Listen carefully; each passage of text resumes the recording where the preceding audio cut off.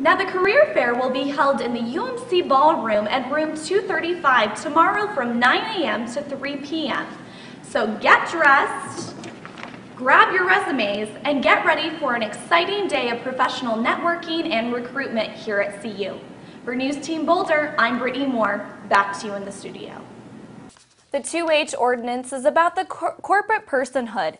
If the ordinance is approved, then the U.S. Constitution will be amended to say only human beings, not corporations, are entitled to constitutional rights. Everyday CU students aren't the only ones excited about the new ski season. CU is also home to a variety of ski and snowboard clubs and teams excited to hit the slopes. Thanks, Michelle.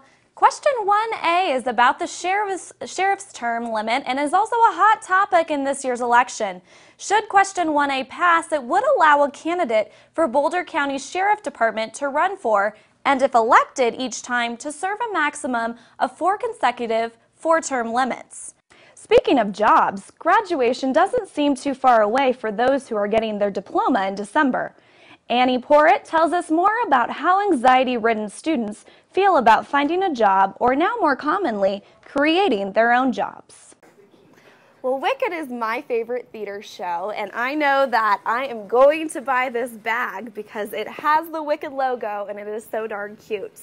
And not only is this bag awesome, feasible, and cute, but it's also helping some amazing ladies get back on their feet.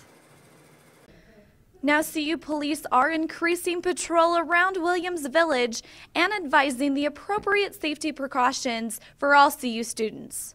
I'm BMoore, News Team Boulder, back to you in the studio.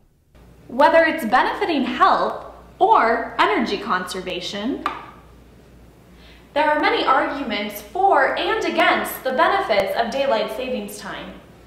Although the delivery was late, the delivery man showed up just in time to do something a lot more important.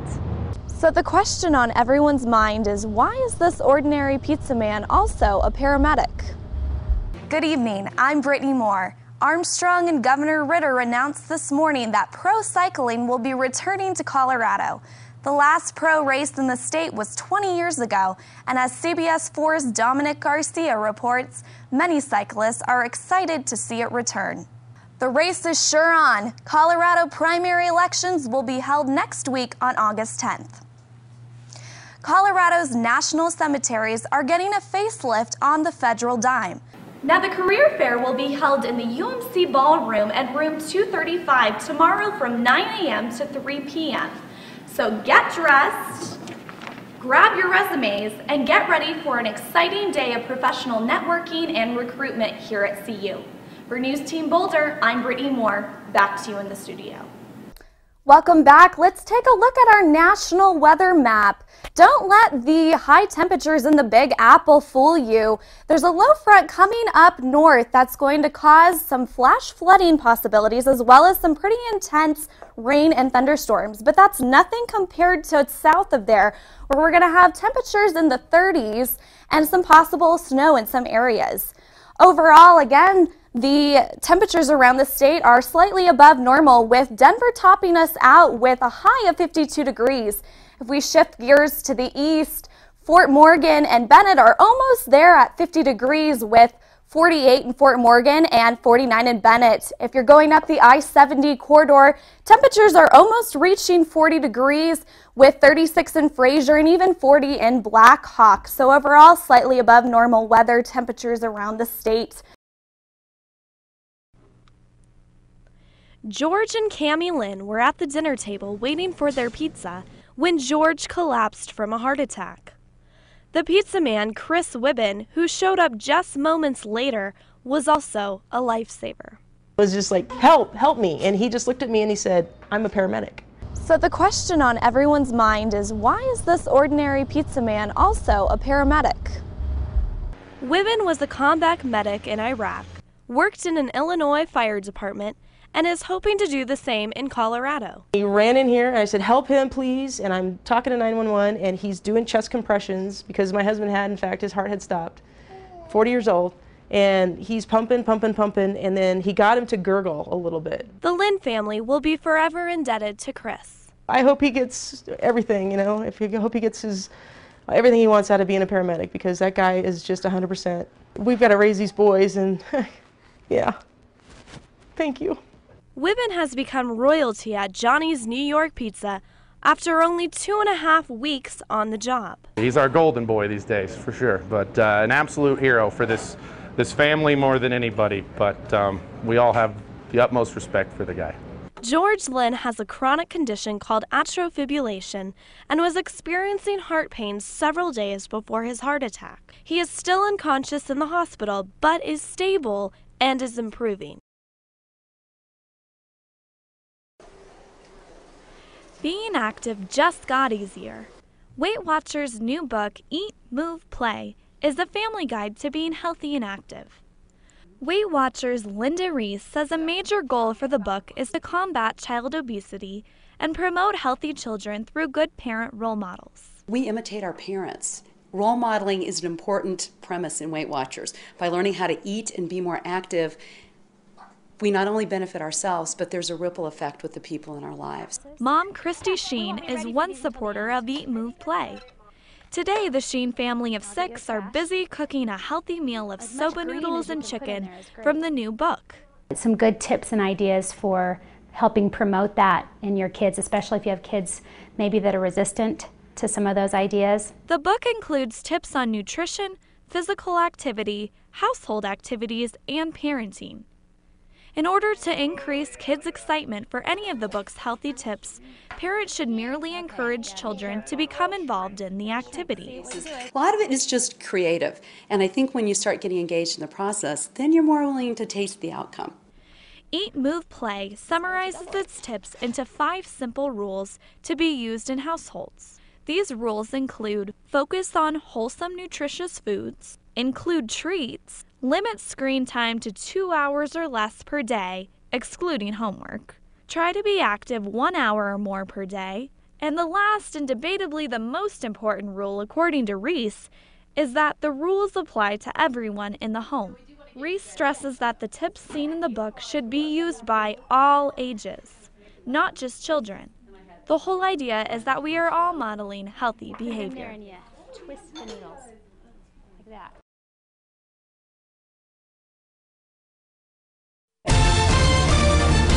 You're watching CBS 4 News in high definition.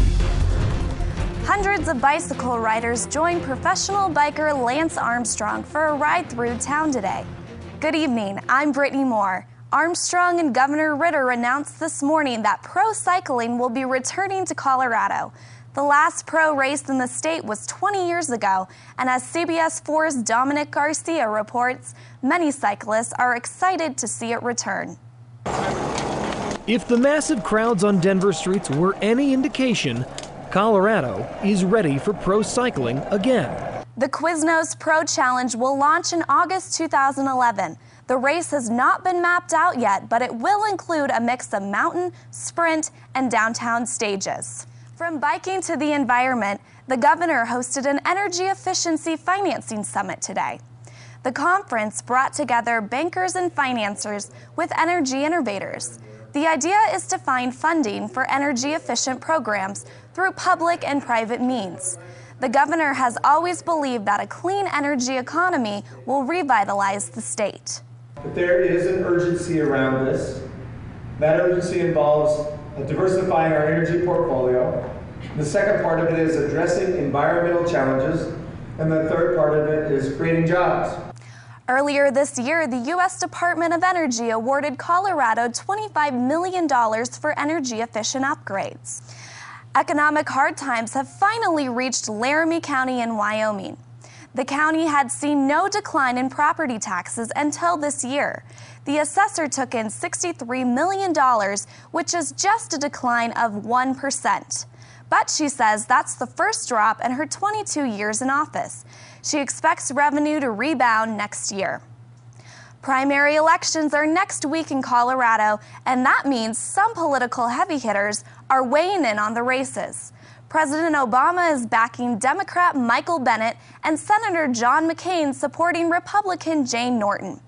As CBS 4's political specialist Terry Jessup shows us, These tightly contested races are drawing in the big guns.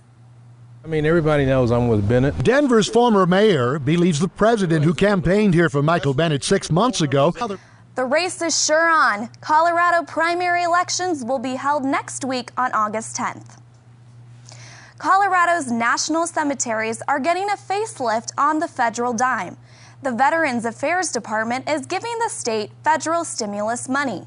In Denver, Fort Logan will get $182,000 for erosion issues and about $162,000 for vehicle and equipment upgrades. Fort Lyons Cemetery in Las Animas will get about $49,000 for a new building. For some Coloradans, having a neighborhood grocery store is a luxury, and today that luxury was extended to one of Denver's poorest neighborhoods. Residents in Chaffee neighborhood got a new grocery store today. Colorado Ranch Market opened on the 4800th block of Pecos Street. The 35,000 square foot supermarket features a deli, bakery, and sit-down eating area. Chaffee neighborhood has been what's called a food desert, an area with no easy access to supermarkets. City council members have worked hard to change that. It's one of the cornerstones for their ability to have a quality of life. We can't keep applying the same old thinking and expect to get the same results. So we need to get out there, knock on doors, and engage people that the store is here. The new store is bringing in some new jobs as well. Colorado Ranch Market hired 60 people to work there. Excel crews worked through the night to fix a large natural gas leak. The leak happened at a gas main at Spear in Washington. Crews evacuated buildings and homes in the area, and several lanes on Spear were closed during rush hour. A construction crew accidentally drilled through the main, causing the gas leak. Although everyone was allowed back into their homes yesterday evening, alternate driving routes are advised until the rupture is sealed off. Students in Aurora headed back to school today. This year, they have a new school in the district. It serves pre-K through 8th grade right now, but someday you may be able to get your master's degree there. As CBS 4's Andrea Lopez reports, this is a new model in education.